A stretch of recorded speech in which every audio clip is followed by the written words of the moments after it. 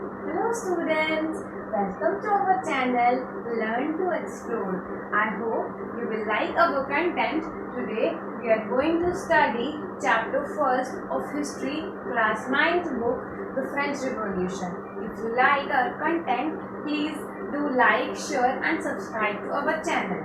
So let's begin with the first chapter, The French Revolution. So you all must have heard about this revolution anywhere before also. The French Revolution started on 14 July 1789 in France.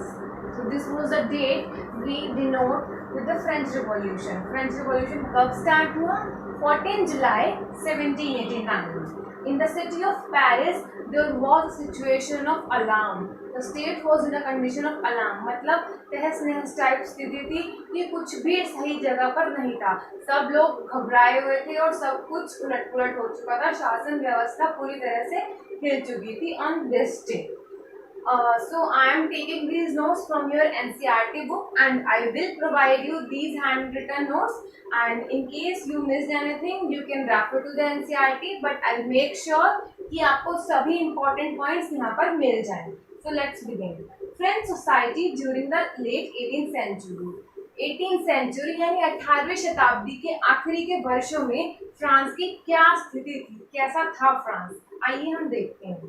In 1774, Louis XVI came into the power. So Louis XVI was the king in 1774.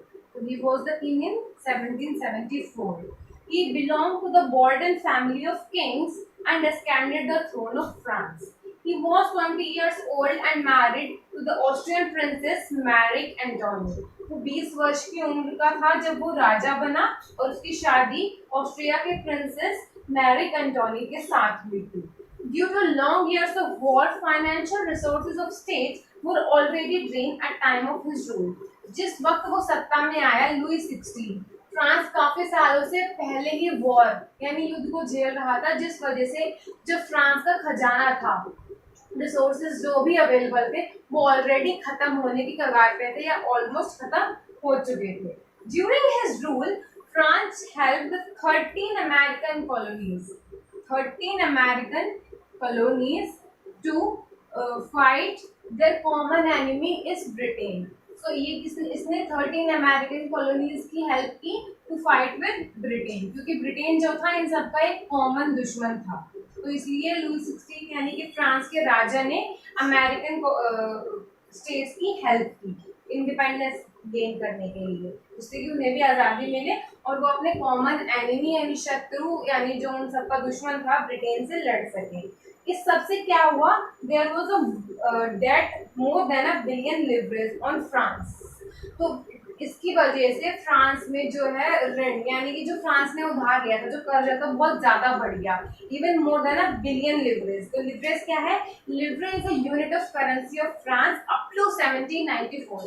जैसे कि India की currency अभी rupees है, वैसे ही 1794 तक France की currency थी leverage. Then lenders who had provided credit to state now began to charge 10% interest on loans. क्योंकि फ्रांस जो था वो एक ऐसा देश था जो कि काफी टाइम से वॉर में इन्वॉल्व था, इसलिए उनके रिसोर्सेज खत्म होते जा रहे थे, तो उन्हें क्या करना पड़ा? लोन लेना पड़ा. जो उन्होंने लोन लिया था, अब जिन लोगों से उन्होंने लोन लिया था, अब उन्होंने 10% इंटरेस्ट चार्ज करना स्टार्ट कर दिया. इसकी वजह से क्या हुआ? Government was forced to spend a big amount of its budget on interest payment. तो गवर्नमेंट को एक जो बड़ा अमाउंट था वो सिर्फ इंटरेस्ट पेमेंट के लिए खर्च करना पड़ा.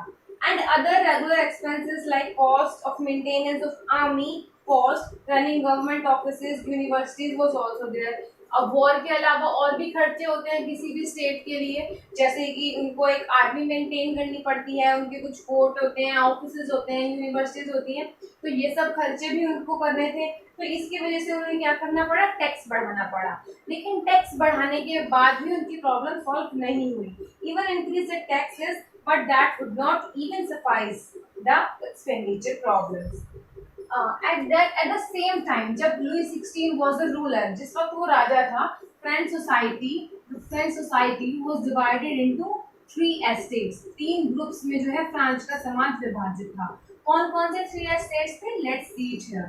The first one was clergy and second was nobility and the third group was the working group, where people belonging to working class are the members. Third was the working class. So these were the people in the 3 different estates. So there was this system is known as old regime. Okay, old regime. This system, the state system, where the whole society, जो पूरा समाज था 3 groups में विभाजित था, इस system को हम क्या कहते हैं? Old regime. The third state was the only group who has to pay the taxes. They include big businesses, merchants, court officials, peasants, artisans, landless laborers and servants. Third state में कौन कौन होते थे? आर्टिसन यानी कलाकार, ऐसे गरीब किसान जिनके पास कोई जमीन नहीं है, बिग बिजनेसेस, मर्चेंट्स और courts etcetera. Okay, the member of first 2 estates that is the clergy and the nobility. जो मेंबर्स थे पहले 2 स्टेट्स के, क्लर्जी एंड नोबिलिटी, उनको क्या था? बहुत सारे प्रिविलेजेस यानी कि ऐसे बेनिफिट्स मिले हुए थे जो उन्हें जन्म के साथ ही मिल जाते हैं. जैसे कि इंडिया में आप सबने सुना है कास्ट सिस्टम है, यहाँ पर 4 वर्णास है, ब्राह्मण, क्षत्रिय, वैश्य, शूद्र. तो बीइंग बोर्न इन अ ब्राह्मण कास्ट उन्हें कुछ प्रिविलेजेस मिल जाते थे पहले एंशिएंट इंडिया में. वैसे ही फ्रांस सोसाइटी में क्या था? If any person is born in clergy और nobility class group, estate group, अगर कोई इन दोनों एस्टेट्स में बॉर्न है तो उन्हें प्रिविलेजेस मिलेंगे, फायदे मिलेंगे, जैसे कि उन्हें कभी टैक्स पे नहीं करना और इसके अलावा other feudal privileges. Peasants were around 90% of population. France की जितनी पॉपुलेशन थी उसमें से 90% कौन थे? पीजेंट्स यानी किसान. But only few of them on the land. लेकिन जो जमीन थी उनमें से केवल बहुत कम लोगों के पास थी, और जिनके पास थी वो भी बहुत कम जमीनें थी. And most of the land ownership was with church and nobility. Clergy group में मेनली चर्च के लोग होते थे, तो चर्च और नोबिलिटी ग्रुप, जो ये 2 ग्रुप्स थे, इन लोगों के पास ज्यादा से ज्यादा जमीन थी, जबकि इनकी पॉपुलेशन ओनली 10% और लेस देन 10 पॉपुलेशन थी. इसके अलावा बाकी की जमीन इस वाले ग्रुप में जो रिच मेंबर्स थे उनके पास थी. Peasants were expected to render services to the lord, to work for them in the house and the factory and in the shops etc. and to serve them in army also. जो peasants थे यानी जो गरीब किसान और मजदूर थे, उनसे यह उम्मीद की जाती थी या उनकी यह ड्यूटी थी कि वो बाकी के दोनों क्लासेस के लिए काम करें, उनकी सेवा करें, उनके घरों में काम करें और उनके लिए फैक्ट्री में काम करें, आर्मी में भी अपना योगदान दें. ये सब चीजें जो उम्मीद की जाती थी वर्किंग क्लास के पुअर और गरीब लोगों से. The church used to collect tithes from the peasants. तो जो चर्च भी एक टैक्स लगाता था इस ग्रुप पर, जो क्लर्जी थे ये भी एक टैक्स लगाते थे. कौन सा टैक्स? जिसे कहते हैं हम tithe. Tithe is a tax puted by church on the working class. तो इस टैक्स में क्या होता था? जो भी इस क्लास के लोगों ने एग्रीकल्चर प्रोड्यूस किया है उसका 1/10 उन्हें चर्च को पे करना पड़ता था. फॉर एग्जाम्पल, अगर उन्होंने किसी चीज के 100 यूनिट्स का उत्पादन किया है तो उसका 1/10 यानी कि 10 यूनिट्स उन्हें चर्च को देनी होती थी. एंड टू स्टेट्स, पीजेंट्स को स्टेट को भी टैक्स देना पड़ता था. एक तो वो क्लर्जीज को टैक्स देते थे, चर्च को, इसके अलावा स्टेट यानी कि सरकार को, गवर्नमेंट को, लुई 16 जो कि उस टाइम उनका रूलर था, उसे भी टैक्स देना पड़ता था. उसे क्या देना पड़ता था? दे have to pay a direct tax called tithe. This tax was levied on articles of everyday consumption like salt और tobacco.